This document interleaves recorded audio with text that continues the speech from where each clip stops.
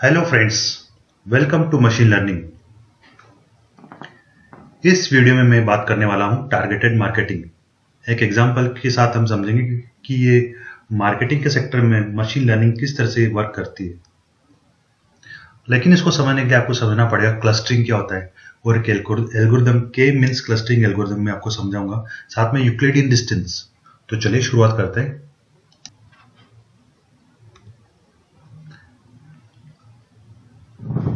Targeted marketing एक बहुत अच्छा एग्जांपल है क्लस्टरिंग के साथ, मैं आपको दिखाना चाहता हूं।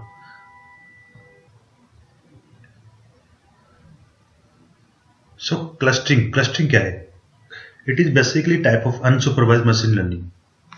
अनसुपरवाइज्ड मीन्स हमारे पास कोई लेबल डेटा नहीं, बस ऑब्जेक्ट्स है विद सम कैरेक्टरिस्टिक। तो what is the clustering? Clustering analysis और clustering is the task of grouping करने का टास्क है। और किनका ग्रुपिंग करना है? Set of objects, different type के ऑब्जेक्ट्स विद डिफरेंट कैरेक्टरिस्टिक, उनका ग्रुपिंग हमें करना है। उन ग्रुप को हम बोलते हैं क्लस्टर। तो ये है क्लस्टरिंग। अभी आगे बढ़ते हैं, देखते हैं टारगेटेड मार्केटिंग का एक एग्जांपल, जहां पे एक सपोज कीजिए सिटी में कोई फूड डिलीवरी कंपनी है। वो अपनी 2 ब्रांचेस सिटी में डालना चाहता है, लेकिन वो कौन से लोकेशन पे अपनी ब्रांचेस को डालना चाहता है, उसका एक एनालिसिस होगा, उसका डेटा एनालिसिस होगा। तो उसका गोल क्या है? गोल है कि easy reachable to customer, easily customer के पास पहुंच जाए। यदि 2 ब्रांच को एक ही जगह पे डाल दिया जाए तो उनका एफर्ट्स ज्यादा हो जाएगा। तो उसको मिनिमाइज करने के लिए, उस फैक्टर को मिनिमाइज करने के लिए 2 ब्रांच कहां पे ओपन की जाए, या कि डेंसिटी को देखा जाए कि जहां पे ज्यादा डेंसिटी वहां पे ब्रांच ओपन कर ली जाए। लेकिन वो भी गलत हो जाएगा, क्योंकि जरूरी कि हर इंसान एक फूड डिलीवरी आइटम्स को प्रेफर करे, वो घर पे कुक करना चाहता है, घर पे उसको जरूरत ही नहीं है कि वो फूड डिलीवरी आइटम्स को यूटिलाइज करे। तो आगे देखते हैं इस प्रॉब्लम को कैसे मशीन लर्निंग एल्गोरिथम से सोल्व किया जा सकता है। इसके लिए आपको समझना पड़ेगा के मींस क्लस्टरिंग क्या होती है। के means clustering is a type of unsupervised learning which is used to where you have unlabeled data. When you have cluster kind of data, you don't have labeled data, तो उस case में के means हम use कर सकते हैं। तो clustering करने का एक टाइप है के यहाँ पे क्या है? के इज द क्लस्टर। यदि आपको 2 ग्रुप चाहिए, 2 क्लस्टर चाहिए, तो के इक्वल्स टू 2। तो जितने cluster N number of cluster होंगे उतने ही उसका के का वैल्यू रहेगा। तो उसका गोल क्या होता है? गोल ये होता है कि उसका ग्रुप को फाइंड आउट करने का गोल होता है। 3 ग्रुप से या 4 ग्रुप से, यदि 3 है तो के इक्वल्स टू 3, तो 3 ग्रुप्स हम आइडेंटिफाई करेंगे।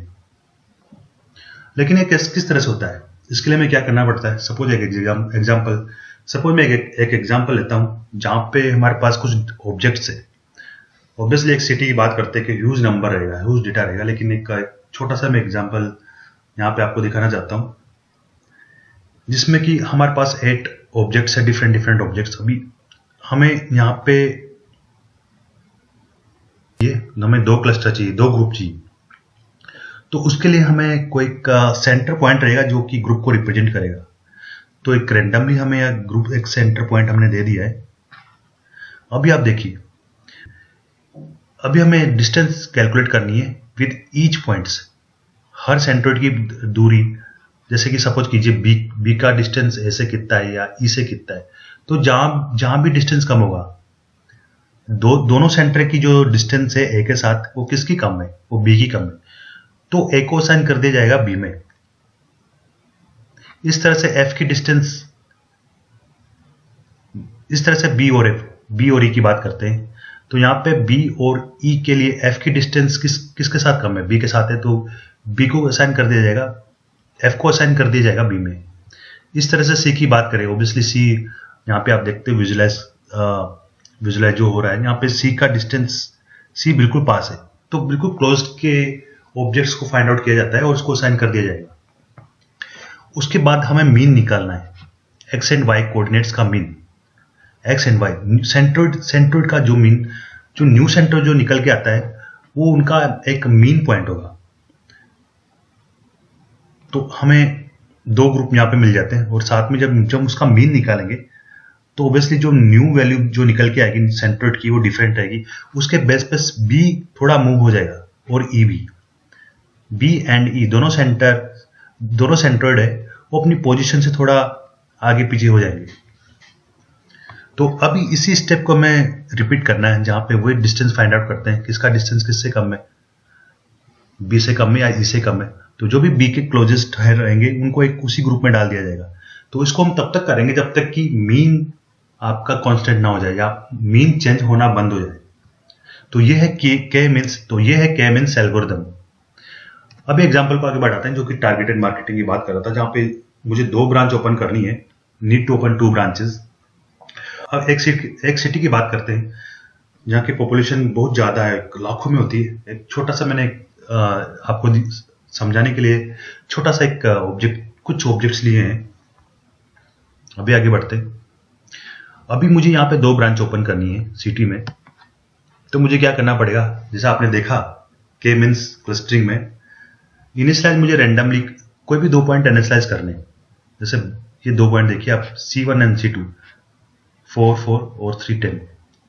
अभी क्या करना है, अभी आप थोड़ा ध्यान से देखना, आपको ये कॉन्सेप्ट समझ में आना चाहिए। अभी B और E इनके साथ डिस्टेंस, हर पॉइंट्स की डिस्टेंस कैलकुलेट करेंगे हम।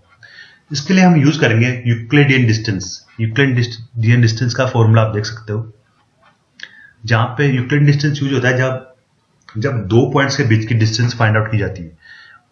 ए एंड बी की डिस्टेंस यदि मैं फाइंड आउट करना चाहता हूं तो इसके थ्रू मुझे इस तरह का रिजल्ट मिलता है, square root sum of square किसका सम है, दोनों के बीच का, x1 minus y1 plus x2 minus y2, इनका प्लस और इनका सम और इसके बाद उसका स्क्वायर रूट। तो डिस्टेंस निकल के आती है 1 बी एंड बी के साथ एक ही डिस्टेंस। इस तरह से मैं एक ही डिस्टेंस ई के साथ निकालता हूं तो निकल के आती है 8.24। अभी देखिए आप, डिस्टेंस जिसका कम होगा उस पॉइंट को असाइन कर दिया जाएगा उस सेंट्रोइड में। अभी हमारे पास ए का डिस्टेंस बी के साथ कम है, C1 के साथ कम है, C1 सेंट्रोइड है। यहाँ पे मैंने बी लिखा हुआ है लेकिन आप ये एक C1 सेंट्रोइड है। तो उसको असाइन कर दिया जाएगा C1 में क्योंकि इसका डिस्टेंस कम है। ये देखिए 4 4 एक डिफॉल्ट पॉइंट है, साथ में 4 5 को असाइन कर दिया C1 में। इस तरह से हम सारे पॉइंट्स की डिस्टेंस निकालते जाएंगे और हर पॉइंट्स को आप देखोगे तो जहां भी डिस्टेंस कम होगा, जिस भी सेंट्रोइड के साथ डिस्टेंस कम होगा उसको उसी सेंट्रोइड में असाइन कर दिया जाएगा। तो ये रिजल्ट आपके पास निकल के आता है। अभी आपको क्या करना है, अभी आपको दोनों सेंट्रोइड का, जैसे कि मैंने पिछले एल्गोरिथम में बताया था, आप बैक जाके देख सकते हैं। अभी यहां पे मुझे मीन निकालना पड़ेगा C1। अभी हमारे पास न्यू सेंट्रोइड कंप्यूट होके आएंगे। वो किस तरह से कंप्यूट होते हैं आप देखिए। अभी इनका मीन देखिए, x एंड y कोऑर्डिनेट्स का 4 4 8 2 4 divide by n number of point, जितने पॉइंट्स है।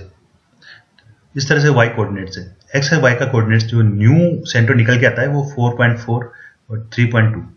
इस तरह से C2 जो निकल के आता है वो डिफरेंट है। तो अभी हमारे पास न्यू सेंटर निकल के आते हैं। अभी आप देखेंगे कि ये थोड़ा अपनी डिस्टेंस से मूव हो जाते हैं। अभी ये जो न्यू पोजीशन इनकी रहेगी वो इस तरह से रहेगी। ठीक है, अभी आपको क्या करना है, अभी हमें न्यू पोजीशन मिल चुकी है।